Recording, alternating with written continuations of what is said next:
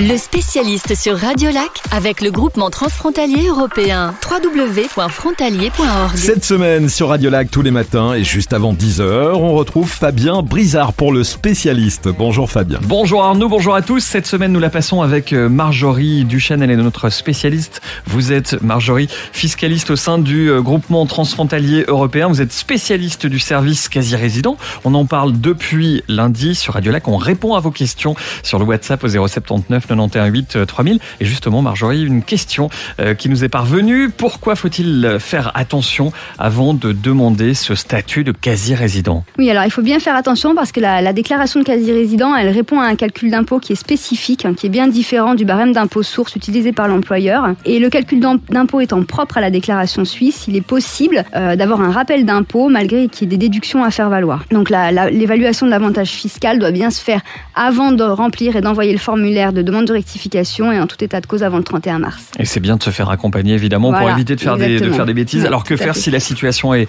défavorable ? Donc voilà, si la déclaration n'apporte aucun avantage, il ne faut surtout pas se lancer dans cette démarche.